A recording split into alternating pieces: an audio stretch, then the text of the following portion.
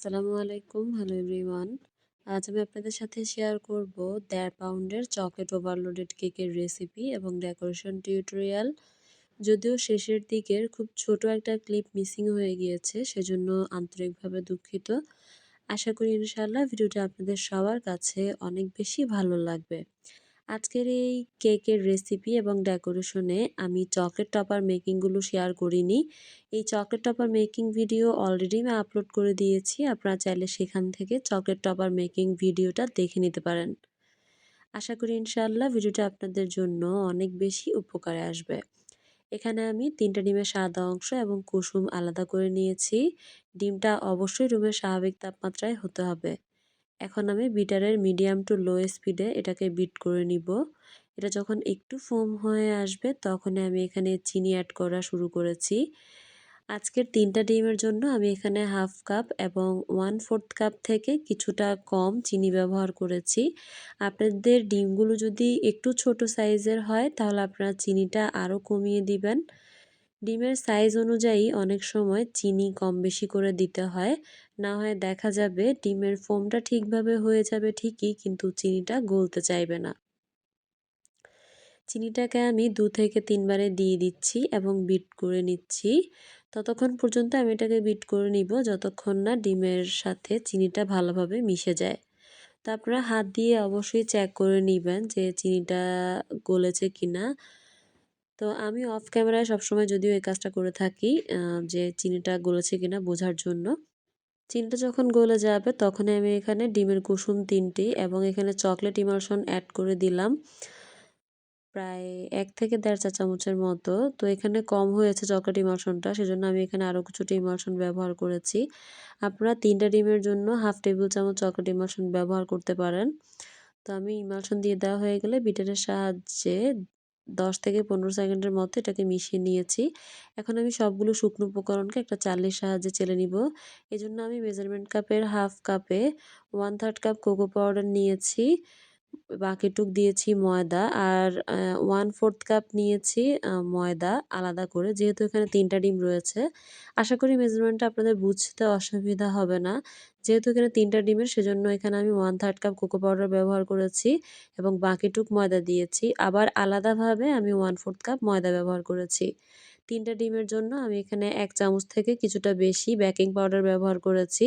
Baking soda দিয়েছি খুব সামান্য, লবণ দিয়েছি খুব সামান্য। তো সবগুলো শুকনো উপকরণকে আমি ২ থেকে ৩ বারে চেলে দিব এবং হ্যান্ড হুইস্কের সাহায্যে খুবই আলতো হাতে আমি এটাকে মিশিয়ে নিচ্ছি। আপনাদের কাছে যদি হ্যান্ড হুইস্ক না থাকে তাহলে কোনো সমস্যা নেই। আপনারা আপনাদের বিটারের একটা কাঁটা দিয়ে খুব সহজভাবে শুকনো উপকরণগুলোকে ডিমের ফোমের সাথে মিশিয়ে নিতে পারেন। তো আমি একটা হ্যান্ড হুইস্কের সাহায্যে এভাবে খুবই আলতো হাতে ধৈর্য সহকারে একটু সময় নিয়ে শুকনো উপকরণটাকে ডিমের ফোমের সাথে ভালোভাবে মিশিয়ে নিচ্ছি। এগুলো আপনারা যখন মেশাবেন তখন লক্ষ্য রাখবেন যাতে এখানে কোনো লাম্পস না থাকে। কেকে যদি কোনো লাম্পস থেকে থাকে তাহলে দেখা যাবে কেকটা সুন্দরভাবে ফুলবে না, এবং কোনো দিকে যদি ময়দা দলা পেকে থাকে তাহলে দেখা যাবে কেকটা হওয়ার পরে কিছু কিছু জায়গায় কাঁচা ময়দাগুলো থেকে যাবে। তখন এটা খেতেও খুব একটা ভালো লাগবে না। তো আমি ৩ থেকে ৪ বারে বা ২ থেকে ৩ বারে আপনারা যেভাবেই আপনাদের সুবিধা হয় সেভাবে আপনারা সবগুলো শুকনো উপকরণ ডিমের ফোমের সাথে মিশিয়ে নিবেন। যেহেতু আজকে চকলেট ওভারলোডেড কেকে পাশে ২টো কাপ কেক হবে, সেজন্য আমি এখানে ২টো কাপ কেকের মোল্ডে ২টো পাইপ পেন দিয়ে নিয়েছি। আপনারা আমার মতো ভুল করতে যাবেন না। তো ১ম এ আমি যতটুকু দিয়েছি ততটুকুই এনাফ ছিল।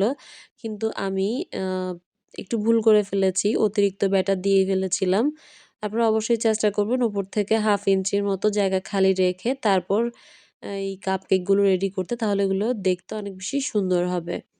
তো আমি যেহেতু একদম ফাঁকা রাখিনি তো এগুলো উপচে পড়েছিল হওয়ার পর। তো এখানে আমি ১১ ইঞ্চি একটা মোল্ড নিয়ে নিয়েছি। মোল্ডে তেল বা বাটার ব্রাশ করা ছাড়া একটা কাগজ দিয়ে দিয়েছি। এরপর আমি আমার চকলেট কেকের ব্যাটারটাকে উপর থেকে এভাবে ঢেলে দিলাম। তো এটাকে আমি একটু ঝাঁকিয়ে নিব যাতে এটার ভিতরে কোনো বাবলস থাকলে সেটা বেরিয়ে আসে। তো কেকটাকে আমি চুলায় বেক করে নিব। আমি চুলায় আগে থেকে একটা হাঁড়ি বসিয়ে লবণ দিয়ে এটাকে প্রিহিট করে নিয়েছি। আমি এখন ঘড়ি ধরে অপেক্ষা করব প্রায় 25 থেকে 30 মিনিটের মতো। 25 থেকে 30 মিনিটের মধ্যেই আমাদের কেকগুলো খুব সুন্দরভাবে হয়ে যাবে। ফিরে এসেছি 20 থেকে 25 মিনিট পর, সরি প্রায় 25 থেকে 30 মিনিট পর। তো আলহামদুলিল্লাহ কেকগুলো খুব সুন্দরভাবে হয়ে গিয়েছে। তো আমি এখন কেকটাকে চুলা থেকে নামিয়ে ঠান্ডা করে নিয়েছি। এটাকে আমি এখন আনমোল্ড করে নিব। তো নিচে থেকে কাগজটাকে উঠিয়ে নিচ্ছি। আলহামদুলিল্লাহ আমার কেকটা অনেক বেশি সফট হয়েছে। আমি তো সবসময় আপনাদেরকে দেখাই যে আমার কেকটা আসলেই কতটা সফট হয়। ইনশাআল্লাহ সেম মেজারমেন্ট ফলো করবেন, সেম ট্রিক্সগুলো ফলো করবেন। ইনশাআল্লাহ আপনাদের কেকও অনেক বেশি পারফেক্ট হবে। অনেক সময় অনেকে দেখা যায় কেক বানানোর সময় অনেক কিছু লুকিয়ে থাকেন, অনেক কিছু দেখাতে চায় না। কিন্তু আলহামদুলিল্লাহ আমি এটা জোর গলায় বলতে পারবো যে কেক বানানোর সময় মোটামুটি আমি যা জানি, আমার স্বল্প জ্ঞানে আমি যা জানি সবকিছু আপনাদের সাথে শেয়ার করার চেষ্টা করি। তো ১ম এ আমি এই কাপকেকগুলোকে ডেকোরেশন করে নিব। এই ফাঁকে আমি আমার বড় যে ১.৫ পাউন্ড কেকের বেসটা এটাকে আমি ৩ টা স্লাইসে ভাগ করে একটা সাইডে রেখে দিয়েছি। আর এদিকে কাপকেকগুলোর মাঝখান থেকে কিছুটা কাপকেকের টুকরো আমি কেটে নিয়েছি এবং মাঝখানে কিছুটা চকলেট গানাশ দিয়ে দিয়েছি যাতে করে কেকটা খেতে অনেক বেশি ভালো লাগে। তো আজকের এই ১.৫ পাউন্ড কেকের জন্য আমি এখানে ১.৫ কাপের মতো হুইপড ক্রিম ব্যবহার করেছি। ১.৫ কাপ হুইপড ক্রিমের সাথে আমি এখানে চকলেট ইমালশন দিয়েছি এবং মেল্ট করা চকলেট দিয়ে আমি এই হুইপড ক্রিমটা রেডি করে নিয়েছি। আমি যে কাপকেকের লাইনারগুলো ব্যবহার করেছিলাম এগুলো ছিল হোয়াইট পিঙ্কিশ টাইপের একটা কালার। কিন্তু আমাকে যে ছবি প্রেফার করা হয়েছিল ওই ছবিতে এই লাইনারগুলো ছিল গোল্ডেন কালার। সেজন্য আমি এই কাগজের লাইনারগুলোর পাশে গোল্ডেন কালারের আ পেইন্ট করে দিয়েছি যাতে করে এটা দেখতে অনেকটা প্রেফার করা ছবির মতো মনে হয়। কেক বোর্ডে কিছুটা ক্রিম লাগিয়ে ১ম এ কেকের একটা স্লাইস দিয়ে দিয়েছি। এখন আমি এটাকে সুগার সিরাপ দিয়ে সোক করে নিব। সুগার সিরাপটা কোনোভাবেই বেশি দেয়া যাবে না। পরিমাণ মতো সুগার সিরাপ দিবেন যাতে করে কেকটা খেতে অনেক বেশি ভালো লাগে। অতিরিক্ত সুগার সিরাপ দিলে কেকটা অতিরিক্ত ভেজা, ভেজা লাগবে এবং এটা খেতে একদমই ভালো লাগবে না। এরপর একটা পাইপিং ব্যাগের সাহায্যে কেকের উপরিভাগে আমি ক্রিম লাগিয়ে নিয়েছি। এরপর আমি এখানে চকলেট গানাশ ব্যবহার করছি। ইনশাআল্লাহ নেক্সট টাইম কোনো একটা ভিডিওতে আপনাদের সাথে চকলেট গানাশের রেসিপি শেয়ার করব। আশা করি আপনাদের জন্য এই রেসিপিটাও অনেক বেশি হেল্পফুল হবে। তো এভাবে আমি 2nd লেয়ারও দিয়ে দিচ্ছি। প্রত্যেকটা লেয়ারে সেইম ভাবে sugar syrup, chocolate whipped cream এবং চকলেট গানাশ দিয়ে দিব। চকলেট কেকগুলোতে চকলেট ক্রিমের উপর চকলেট গানাশ ব্যবহার করলে দেখা যায় কেকটা খেতে অনেক বেশি ভালো লাগে এবং কেকের ফ্লেভারও অনেক বেশি রিচ হয়ে যায়। এজন্য আপনারাও চেষ্টা করবেন এই চকলেট গানাশটা ব্যবহার করতে। এটা দেওয়ার পরে কেকের টেস্টটা একদমই চেঞ্জ হয়ে আসে। তো এভাবে কথা বলতে, বলতে আমি এদিকে কেকের 3rd লেয়ারটাও দিয়ে দিয়েছি। এখন আমি ১ম এ পুরো কেকটাকে ক্রাম কোটিং করে নেব। কেকে ক্রাম কোটিং করে নেওয়াটা অনেক বেশি ইম্পোর্টেন্ট। কেক যাতে খুব সুন্দরভাবে আপনারা ফিনিশিং দিতে পারেন এবং কেকে যাতে কোনো গুঁড়ি, গুঁড়ি ভাব উঠে না আসে। আপনারা যখন কেকে ফাইনাল ফিনিশিং দিবেন তখন যাতে কোনো প্রবলেম না হয়, সেইজন্যই মূলত কেকে ক্রাম কোটিং করে নেওয়াটা অনেক বেশি ইম্পোর্টেন্ট। তো আমি একটা প্যালেট নাইফের সাহায্যে অল্প, অল্প করে ক্রিম লাগিয়ে নিচ্ছি। অল্প ক্রিম দিয়ে আমি পুরো কেকটাকে কাভার করে নিব। তাহলে আমরা যখন 2nd লেয়ারে ক্রিম কোট করে নিব তখন আর কেকের কোনো গুঁড়ি উঠে আসার চান্স থাকবে না এবং খুব সুন্দরভাবে আমি কেকে ফিনিশিং দিয়ে নিতে পারবো। তো এভাবে আমি মোটামুটিভাবে ক্রাম কোটিং করে নিচ্ছি কেকের চারো সাইডে এবং উপরিভাগে। তো মোটামুটি সমান করে নেওয়া হয়ে গেলে আমি কেক বোর্ডটাকে ক্লিন করে নিব এবং এই কেকটাকে ফ্রিজে সেট হতে দিবেন আপনারা ১৫ থেকে ২০ মিনিটের জন্য। ক্রাম কোটিং করার পরে কেকটাকে ফ্রিজে সেট হতে দিলে দেখা যায় খুব সুন্দরভাবে কেকটাকে আপনারা ফিনিশিং দিয়ে নিতে পারবেন। তো আমার হাতে কখনো যদি সময় না থাকে তখন দেখা যায় আমি কেকটাকে ফ্রিজে রাখি না, ডিরেক্ট ক্রিম লাগিয়ে দেই। তো আজকে আমি ১০ থেকে ১৫ মিনিটের মতো রেখেছি। তারপর এটাকে বের করে নিলাম। এখন আমি 2nd লেয়ারে ক্রিম কোট করে নিচ্ছি। আপনারাও চেষ্টা করবেন এই প্রসেসগুলো ফলো করতে। তাহলে ইনশাআল্লাহ আপনাদের কেক অনেক বেশি নিখুঁত হবে। তো প্যালেট নাইফের সাহায্যে আমি এভাবে কেকের চারো সাইডে ক্রিম লাগিয়ে নিচ্ছি। আমি খুব অল্প পরিমাণে ক্রিম লাগাচ্ছি। যেহেতু কেকের উপর থেকে পুরোটা একটা গানাশ দিয়ে ঢেকে যাবে, সেজন্য অল্প ক্রিম দিলেও সমস্যা নেই। বাহির থেকে ভেতরের কেকটা আ দেখা না গেলেই হলো।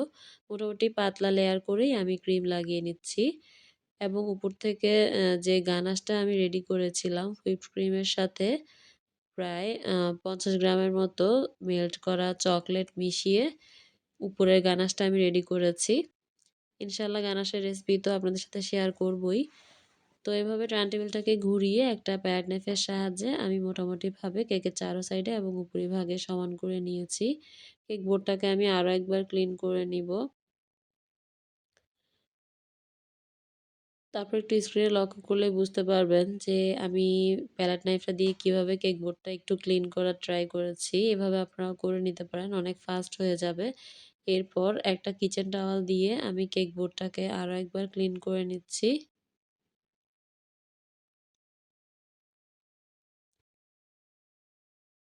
এখন আমি কেকের উপর থেকে চকলেট গানাশটা দিয়ে দিব। এই চকলেট গানাশটা হালকা একটু আ গরম ছিল, যার কারণে এটা একটু বেশি ফ্লোয়িং কনসিস্টেন্সি তে ছিল। আপনারা চেষ্টা করবেন একদম রুম টেম্পারেচার এ আসার পর চকলেট গানাশটাকে দিতে। আমি যেহেতু আমার কেকটাকে ফ্রিজে সেট হতে দিয়েছিলাম, সেজন্য ক্রিমটা একদম একটু হার্ড হয়ে আছে, যার কারণে এটা কুমকুম গরম থাকার পরেও খুব একটা প্রবলেম হয়নি। কিন্তু আপনারা কখনোই এই ভুলটা করতে যাবেন না। আপনারা অবশ্যই চকলেটটাকে পুরোপুরিভাবে ঠান্ডা করে তারপরে উপর থেকে ঢেলে দিবেন। তো এভাবে প্যালেট নাইফ দিয়ে চকলেটটাকে আমি চারদিকে ছড়িয়ে দিচ্ছি। যদিও চকলেটটা উপরিভাগে ভালোভাবে আ না হলেও দেখা গেলেও কোনো সমস্যা নেই। যেহেতু উপর থেকে পুরো কেকটা জুড়ে চকলেট কাভার করা থাকবে। আমি এই কেকের যে চকলেট টপারগুলো রেডি করেছি, এগুলোর সম্পূর্ণ ভিডিও আমি অলরেডি আপলোড করেছি। আপনারা চাইলে সেখান থেকে দেখে নিতে পারেন। এই যে এগুলো হচ্ছে সেই চকলেট টপারগুলো, যেগুলো আমি কেকের উপরে বসাবো। এই টপারগুলো যখন আমি কেকের উপর বসাচ্ছিলাম, তখন আমি জানি না আমার ফোনটা কেন যেন একটু প্রবলেম করছিল। যার কারণে ভিডিওগুলো হয়নি। আমি ভিডিও অন করেই আমার কেক ডেকোরেশন করছিলাম। কিন্তু আনফরচুনেটলি ভিডিওগুলো আমি পরে যখন চেক করি, এই ক্লিপগুলো মিসিং ছিল। এজন্য আসলেই আন্তরিকভাবে দুঃখিত। তো সবগুলো চকলেট কেকের উপর বসিয়ে দেওয়া হয়ে গেলে এই বড় হার্ট শেপের আ চকলেটগুলোর উপরে একটু ডিজাইন ছিল। তো এখানে আমি কিছু চকলেট লাগিয়ে নিয়েছি। এরপর উপর থেকে এই গোল্ডেন সুগার বলগুলো দিয়ে দিচ্ছি।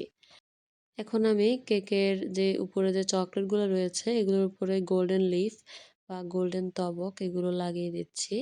এগুলো লাগানোর পর একটা কেকের লুকই একদমই চেঞ্জ হয়ে যায়।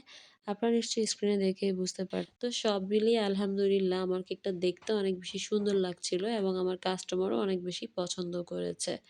আপনারা সবাই আমার পরিবারের জন্য দোয়া করবেন। এরকম নতুন, নতুন ভিডিও পেতে আমার চ্যানেলটি অবশ্যই সাবস্ক্রাইব করবেন এবং পাশে থাকা বেল আইকনে ক্লিক করে দিবেন। যাতে আমি কোনো ভিডিও আপলোড করলেই সবার প্রথমে আপনারা নোটিফিকেশন পেয়ে যান।